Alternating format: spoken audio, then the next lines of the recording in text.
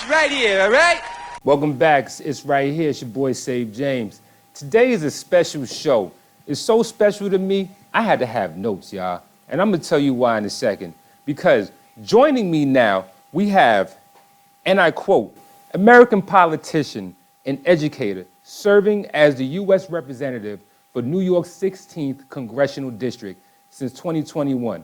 I present to some and introduce to others, Congressman, Representative Jamaal Anthony Bowman. I got that off the internet, y'all. Jamaal Anthony Bowman. We don't like that middle name problem, but we don't give it up for him anyway.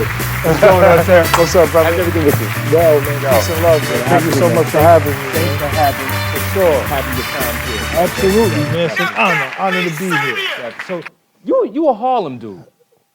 Yeah. You want to go? Yeah, I've traveled a little bit. Okay. So East Harlem, specifically East River Projects initially, then the Upper East Side, then Jersey, then Brooklyn, then back to Harlem. Okay. 149th in Amsterdam. And, you was in the throes of it at that point. Yeah. Well, so I moved around a lot, but East Harlem is like this where it all started. That's home for you. That's home base. For sure, Gotcha. Statesman. That's all right. So that means I'm going to have interesting perspective on you. If we go the hip hop angle, I want to hear some interesting perspective because the times I've seen you, you've been waving that band of hip hop loud and proud, baby. So I want to talk about that. For sure. But let's just get started. So obviously, you've made headlines for all the right reasons, I would say. Now, I want to know with the whole, wasn't it, Marjorie Taylor Greene. Now, after the exchange that was, publicized and everything, she says she feels threatened. Is that indicative of the climate on the Hill, or is that just another red herring? It's both. Okay. It's indicative of the climate on the Hill because the Hill is very divided right now, not just between Democrats and Republicans, but between Republicans who are extreme and everybody else. And she fits into the umbrella of Republicans who are extreme. Okay.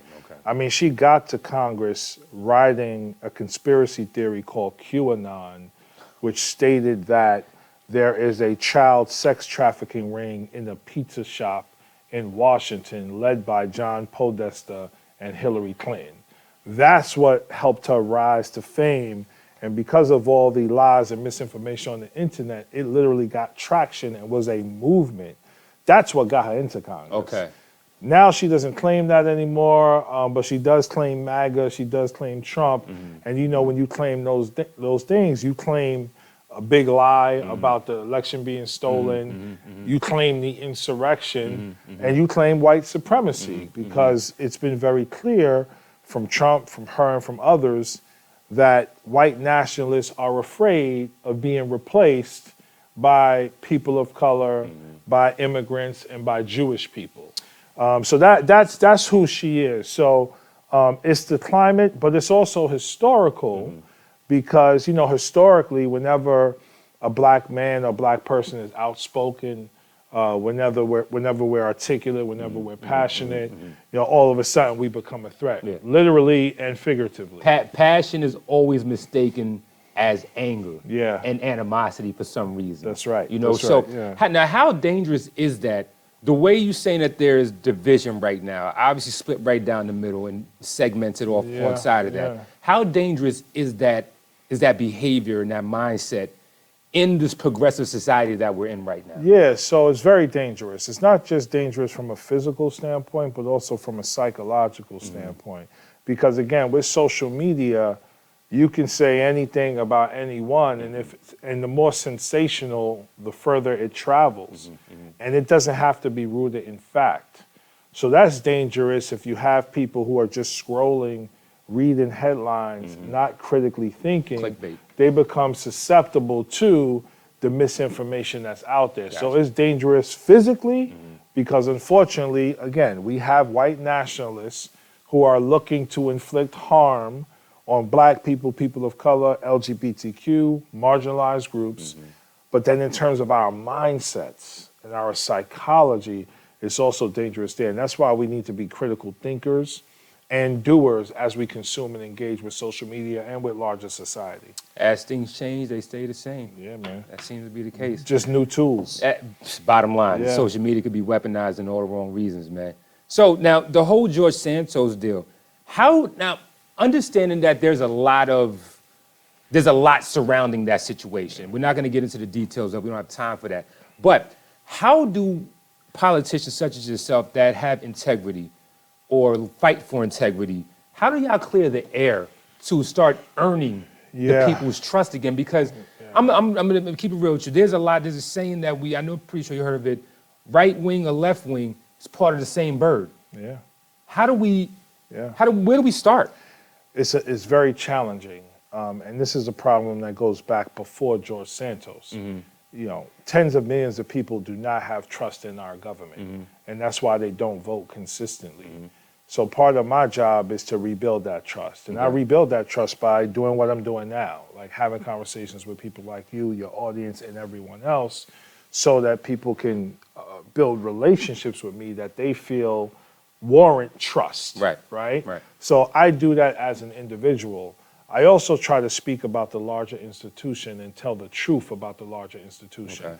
The institution has been designed to benefit certain groups while marginalizing other groups. That is a fact. That's by design. And that's by design, and that is based on policy and based on how it currently functions. That's the truth.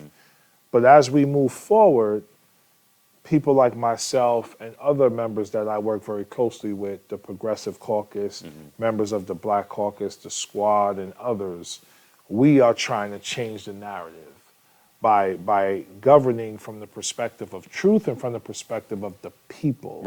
And one quick point, big money controls politics right now.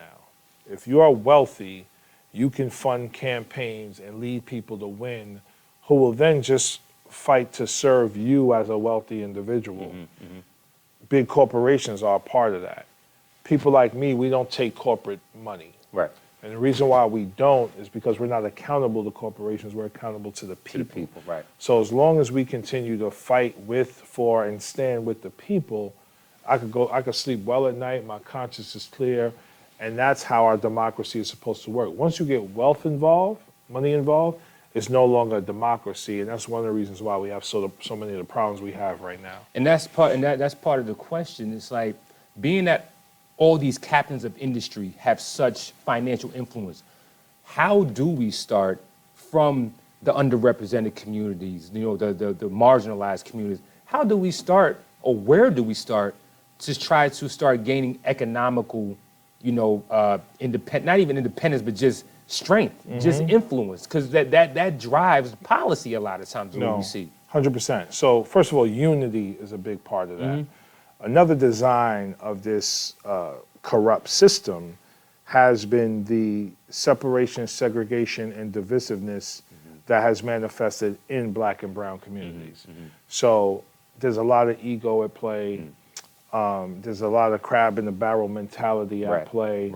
Everybody want to be the savior or have the right answer. And at the end of the day, we need each other to take back our culture, history, identity, and our sovereignty.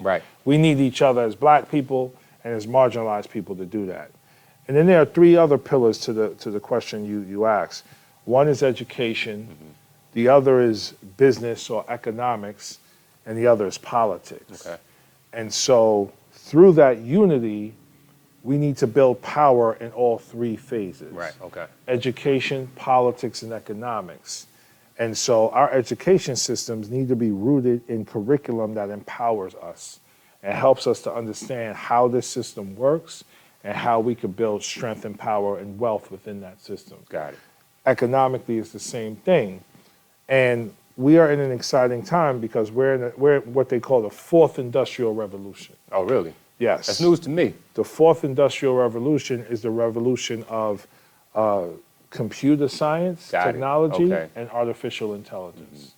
So if you have one person in Mount Vernon or one person from our community create a product that the whole world needs to use, like the iPhone or Facebook or whatever, they have now created a multi-billion-dollar industry, thousands of jobs, and now they've built wealth from a community. So making sure, and this goes back to education, we teach the skills, proper skills towards wealth building around product creation as it relates to the fourth industrial revolution, Right. we could take things to the next Skyrocket. level. No, Yeah. absolutely. So now you mentioned something, and this is not even on my cards, but you said artificial intelligence. There was just a Senate committee on this Yeah. about the integrity or lack thereof, if in the wrong hands, of AI. Where do you stand on how AI can benefit when properly utilized? Yeah, I mean, there are unlimited benefits to it when properly utilized and properly designed. The problem is who is designing it and what are their biases as they seek to design it. And are they designing it for their individual benefit or their collective benefit? That's a big question. And then there are others who will design it for their individual benefit and harm to certain individuals and communities. Right. And that's why AI has to be part of all school curriculum. Okay. Because we need kids to know how it works. Right. So they could defend themselves against the harm. Keep them honest. We also need the federal government to be a part of creating and disseminating an AI. Because if the federal government, when done properly, does this, it should be protective of the American people. Gotcha. So right now it's in the hands of a few. We need to be in the hands of the many. Okay. Yep. Gotcha. All right. So that's a great. I'm glad you brought up education because that's going to segue to my next point. Now, you were in education in New York City, right, in the Bronx. Yes. Okay. What was the turning point that made you say, okay, I've seen enough here. My calling is on a higher plane. Yeah. What was the turning point for that to make you go into Congress? Yeah, so, I worked in education for 20 years. 17 of those years were in the Bronx. 3 of those years were on the Upper West Side of Manhattan. Okay. After working in education for about, I think it was 8 years, I decided that I wanted to become a school principal, school leader. Okay. So I did my training, I wrote a proposal for a new school, and I opened the school in 2009 that I ran for 10 years as principal. And we were doing great work there. But the year before I decided to run, maybe 2 years before, I started to see an increase in children having mental health challenges. Okay. And I was trying to understand why that was. And I saw an increase in children self-harming. They call it self-harm, where they would cut themselves. Okay. Right? So I saw an increase in this. And then the year before I ran, 34 kids died within the K-12 school system in the Bronx, and 17 died via suicide. Wow. And no one was really making the connection between the trauma of our kids and the policy that comes from Washington. And when I tried to talk to other elected officials about it, they didn't really get it. A lot of elected officials, they're either like lawyers or business people. They're not educators, Right. Right. And so to me, that was a crisis. And to me, if we change policy and really invested in our kids and vulnerable families and communities, we can make transformational change. So after getting my doctorate in 2020, early 2020, I started thinking about it. I was like, you know what, I'm gonna go for it. And I had never run for any office before that. I didn't really know how to run, but I met a bunch of people who were supported, and we were always grassroots driven. Right. And we got a lot of support, and we were able to win. So there it is. So just for the folks that are probably meeting you for the first time through this communication here, what exactly does a congressman do? Yeah. We hear the name. We see you guys up there Yeah. on TV and around the big committees and stuff like that. But what does a congressman actually do? Yeah, so we work on federal policy, Okay. right? And federal policy that impacts all aspects of someone's life. Everything from school lunches to housing, Okay. to investing in black businesses, to military spending, to climate and energy issues. Like, we work on pretty much every issue you could think of Okay. from a federal policy perspective. Got it. We also work on every issue you could think of from a funding perspective, ensuring that X amount of dollars are going to a particular industry. Got it. Okay. So we do that as well. That's generally what we do. my office, because of my background and because of the needs of the district, has a specific portfolio. I'm on the Education and Workforce Committee, so a lot of focus on education, a lot of focus on workforce development. I'm also on the Science, Space, and Tech Committee, Right. because I know that STEM is the future, Right. and I know we need to invest in STEM and bring it to communities like Mount Vernon and other historically marginalized communities. Again, going back to my AI comments. So that's pretty much what we do, and politics is the art of the possible. So, I introduce a bill. My job is to get co-sponsors for that bill, people to support it. Okay. And that takes work. You Right. gotta sell it to them. Right. Why they should co-sponsor your bill, answer any questions. You gotta socialize people to the bill. Sometimes there's a deeper dive education about the bill.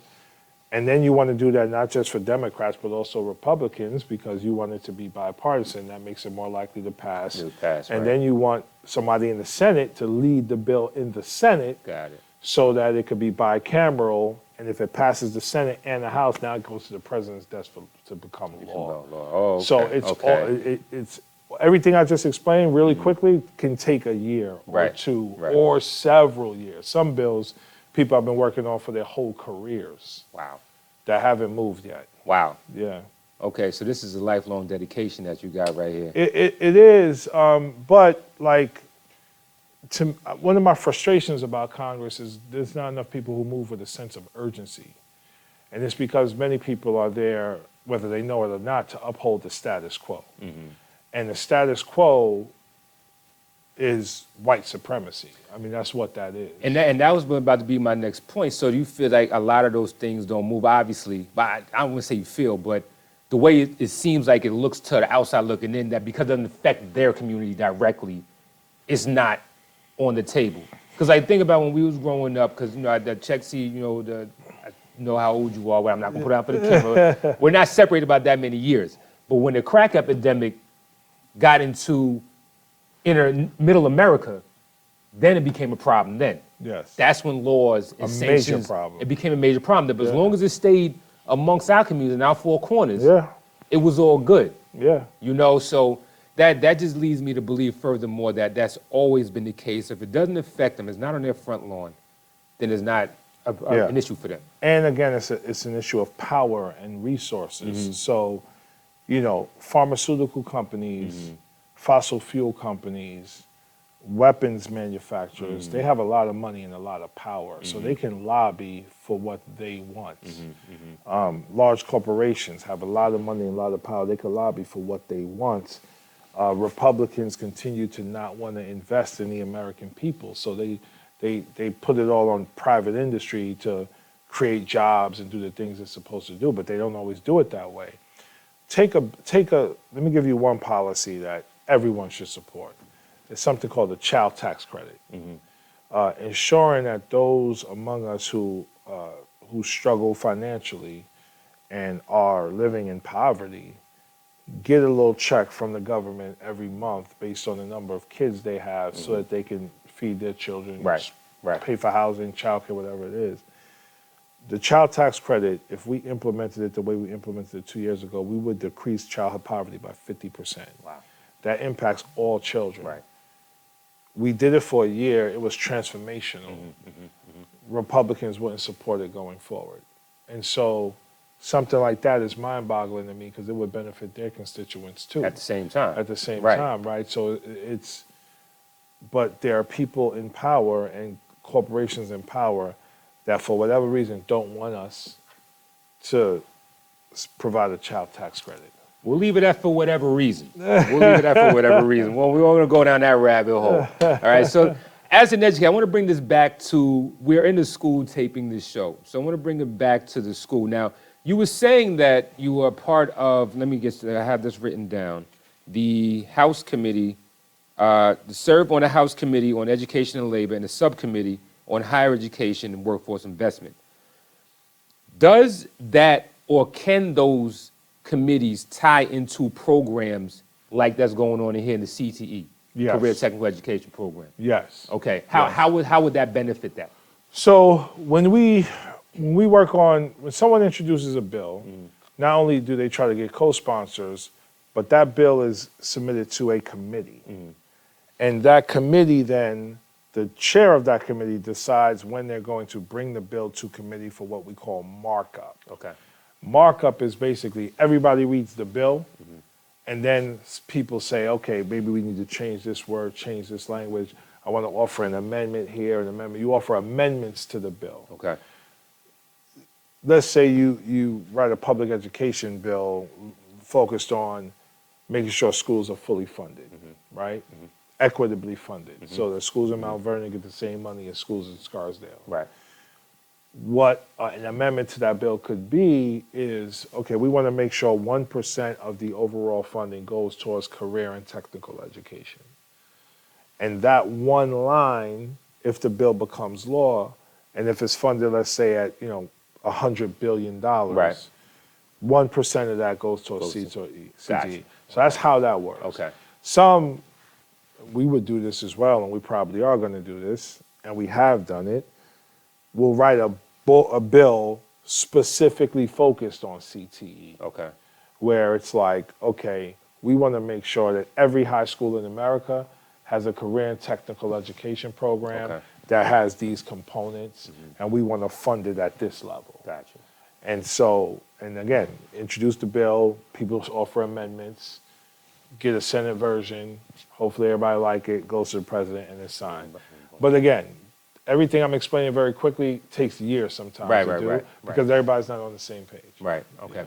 So is there a bill out there right now, or did you make mention of it and I may have skipped over it, that people need to be paying attention to whenever it's up for ballot next time? Yeah, as it relates to education, Yes. yes. So there are a few. Overall, there's a major education policy called the Every Student Succeeds Act. Okay. That is going to come up for reauthorization as soon as Democrats take back the House. Okay. So that would be, God willing, next term, next year. And so this bill pretty much provides the blueprint of what public education looks like in the country. Now, the thing about the federal government, we don't have full jurisdiction over public education. Okay. We provide funding for different programs, and we have a large jurisdiction over standardized testing. Okay. But we don't have full jurisdiction. Gotcha. So, but that bill, people need to pay attention to. That's going to be, and we're going to inform people that's coming out next year. We introduced a bill that people should pay attention to right now. It's called the Green New Deal for Public Schools. Right. And the focus of that bill is to make sure we invest the money necessary over 10 years to make sure our schools are hubs for renewable energy in our most marginalized communities. So get them off of fossil fuels, have them run on renewable energy, implement a STEM curriculum, and build a workforce development program to get people working in schools and related to education in the community. Nice. Well, ladies and gentlemen, if you haven't noticed right now, I'm expelling cars left and right because this gentleman is going through my interview questions before I can ask them. All right? That's a sharp mind right here. We're going to take a break. We're going to recalibrate. I'm going to see if I got anything left to ask him. And after that, we're going to be back right after this. Sabe James, Congressman Bowman, it's right here. Be back in a second. It's right here, all right? Welcome back to the show. It's right here. It's your boy, Sabe James. I'm joined by Representative Congressman. I don't know which one to call him, but I'm just going to call him something, you know what I mean? But the right words, Jamaal Bowman right here. Appreciate you still hanging out. We're going to get you out of here soon because I know you're a man of many talents and people are always at your heels right now. So getting back to the programs that we're doing for our underrepresented communities, there's a program that kind of jumped off the page when I looked at your website. It's called Safe Place for Our Girls. Yeah. Give us a little bit of insight on that. Yeah, so, there was a horrific incident that happened, I believe, last year in Mount Vernon when the young lady, Kayla, was stabbed to death and killed by another young lady, and they both were 15, 16 years old. And so it's horrific and heartbreaking. And so we began talking with the city of Mount Vernon and the Mount Vernon Youth Bureau about opportunities to bring additional programming in for girls in Mount Vernon, particularly at-risk girls who need support. So through that collaboration, we were able to help them get some community project funding to start this Safe Place for Girls program. Right. So they wrote a proposal to us. We got it through the process at the federal level, and now they're going to be receiving, I believe, $1 million to invest in at-risk girls, to just give them the leadership skills that they need so that they can hopefully remain out of harm's way, but then begin to thrive. One thing about that incident that took place, a lot of it was facilitated on social media, particularly Snapchat. There was a lot of back and forth, a lot of bullying, a lot going on with our kids, and many of the adults weren't even aware of it at that level. Right. And so for me, you know, the more access and opportunity and mentorship and training we give to our kids, the more likely they are to, again, remain safe, but also begin to thrive. And so we were able to fund that program, and now we're working very closely. You know, shout out to Debbie, who's leading the Youth Bureau. We're going to work closely with them to implement the program as well. And we just need programs like that all across Mount Vernon as we deal with the issue of public safety. And that was going to segue to another question I was going to ask about after-school programs as well. There's been an outcry amongst the parental populace about what's going on with after-school programs. Where do they start? Where can the parents start, or collectively, how can it be started to kind of galvanize to get things going with that again? Yeah, the key word there is collectively. You don't want parents to move individually. They have to move as one voice. So if there were a parent education advocacy group in Mount Vernon, I don't know if there is one. If there is one, we need parents to join. If there's not one, we need to create one and then grow that out. So when they talk to my office, when they talk to the school board, when they talk to the city, they're talking as one voice. Gotcha.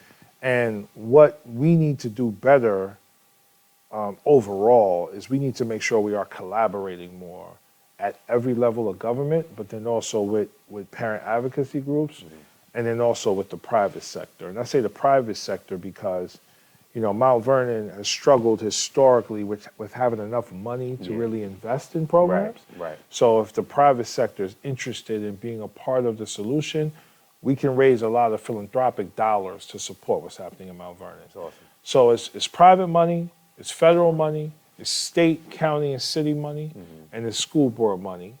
But then it's also we need a parent and youth task force that can serve as like a brainchild to discuss ideas and to implement those ideas in terms of what our kids need. You say after school programs. After school programs saved my life as a kid. A lot of us. Community centers saved my life as a kid. Weekend programs saved my life as a kid. I knew where to go, whether it's Asphalt Green, Lenox Hill, Brick Church, my junior high school. Like there was always something to do that kept me out of harm's way. Right. Didn't save everybody, but saved most of us. Saved most of us. And that's the key, right? And so, and the last thing I'll say on this point, you know, there needs to be more investment, yes. And we need to invest on the front end as much or even more than we do on the back end. Right. So when a child is showing, and family is showing that they are at risk, that they have needs, whether it's academic, economic, mental health, substance abuse, we need to intervene very aggressively on the front end so they don't escalate. Right. What happens is they don't get what they need, and it gets worse and worse and worse and worse. Next thing you know, 14-year-old being shot in the street, broad daylight. There it is, right. You know, and the last thing I'll say on this, another thing we're doing a lot of work around is the gun trafficking issue, because guns are trafficked into places like Mount Vernon. Absolutely. They're put in the hands of vulnerable people, and then they're killing each other or themselves. So we wrote a letter to Biden to do more executive actions around gun trafficking, which he did, which has been helpful. But we need to do a lot more in that area in terms of identifying who the traffickers are, who the dealers are, and then holding them accountable. And that should happen at the federal level. What do you feel is the biggest challenge facing our kids today? The first word that came to mind for me is attention. And what I mean by that is, you know, parents are all over the place doing what they're doing, work, school, picking up kids, running them here, running them there, whatever. Some are struggling with their own stuff, parents, right? That's a fact. school is school, traditional school, this class, this class, get good grades, whatever. But my question is, how well do we really know our kids? Like, do we take the time to like pause, take a deep breath and ask them, what are you interested in? What are you passionate about? What are your goals and dreams and aspirations? What do you struggle in? Right. What would you like to learn more about, do more with? All of that relates to paying attention to our kids in a different way. Gotcha. Directly connected to that is supporting families. Because if you're a family and you are stressed and you do struggle with substance abuse, mental health challenges, underemployment, lack of money in your pocket, affordability, housing, childcare, Right. groceries, Name it, right? Yeah, run the list. That puts a stress and burden on the child. Right. And then that child is going to manifest that stress and that burden in school and in community. So we can't talk about child without family, and we got to provide them both the attention and support they need, but not attention in the traditional sense of our infrastructure right now. Because right now is, you're a good kid, fine. You're doing well, we celebrate you. You are a bad kid, we suspend you, we discard you, we arrest you, we arrest you again and again and again. And then we don't even ask about your family, which might be off the chain in your house. We need to ask the right questions and different questions to solve these problems that have been persisting differently, right? Right. So we did our due diligence in getting the public's needs addressed with the gentleman, but now we're going to change lanes again. I want to speak to more of your personal side, if you don't mind, when it comes to your background, your upbringing, and your musical influences. Now, with my show that I do, I'm in the midst of doing my top 50 MCs list, and I'm up in the mid 30s now. I will make mention that Big L has been mentioned, and he placed well as one of the top 50 MCs and everything like that. Big L's incredible. It was an incredible artist, incredible lyricist. I just wish that we had more time with him. Yeah, man.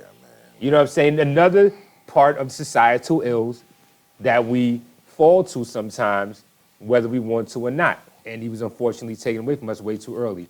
Give me at least 3 names that you know better be on the list. Outside of Biggie, Jay-Z, Nas. Top 50? Yeah, outside of Biggie, Jay-Z, and Nas. Outside of them. Rakim, KRS-One, and Tupac. Okay, all right, easy enough. That's easy. Easy enough. 3 names. Okay, so let's go to the lightning round then. Okay, let's go to the lightning round. Where do we start? Okay, favorite member of the Wu? RZA. Summertime is coming up. At the ice cream truck, ice cream sandwiches or toasted almonds? Toasted almonds. PS or Xbox? Xbox. Averex or Pelly Pellies? Averex. Favorite superhero?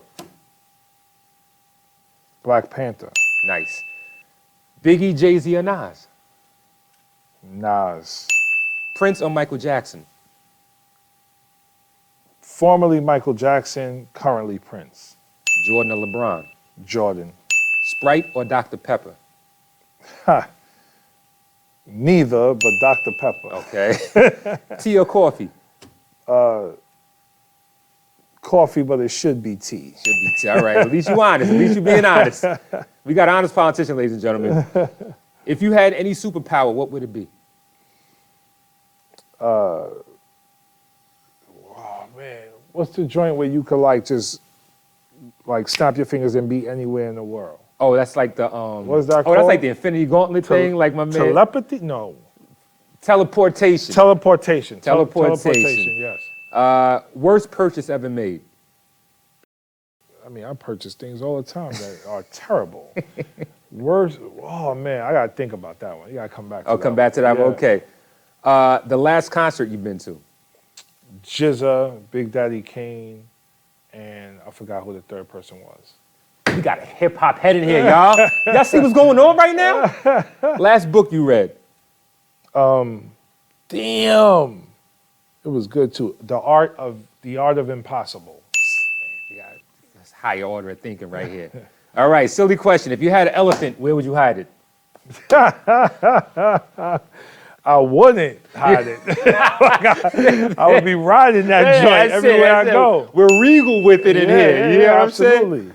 All right, but look, man, I thank you for your time. I'm going to give man. you a chance to address the people one good time. If there is anything or one thing you want to get across to the residents of Mount Vernon or just a constituency abroad, what would it be? Believe. Just believe that anything is possible and work together to make it happen. I mean, look at me. Look at me as an example. If you knew my background, you know, single mom, not much money, welfare pretty much, family members addicted to drugs, gun violence and all kind of stuff in my life. Never went to private schools, never went to Ivy Leagues. Again, not much money. To go from that to being a teacher, opening my own school, running for Congress and winning, and now being a pretty influential voice in Congress. Like, if I can get to this and do this, that means we collectively, as people, particularly as Black people and as other marginalized people, we could do anything. So believe and work together. And as you go through that process, it's not about ego. It's not about who gets the credit or who's right or wrong. Work together collaboratively like a football team. You know, every position is important and essential to that team winning a Super Bowl. So let's build a Super Bowl team in Mount Vernon. There it is. Who's your Super Bowl? Who's the football squad? The Jets. I'm a Bills fan, so yeah. It's all good. And ladies and gentlemen, we appreciate you hanging out with us. Representative Jamaal Anthony Bowman was here in the building, sharing time with your boy, Sabe James. It's an honor and a pleasure to grace his presence. And we look for you guys to hang out with us on the next show. Check this guy, watch out for him, because he's making noise for all the right reasons. All right? Sabe James and Representative Bowman, it's right here. Catch y'all next time. It's right here, all right?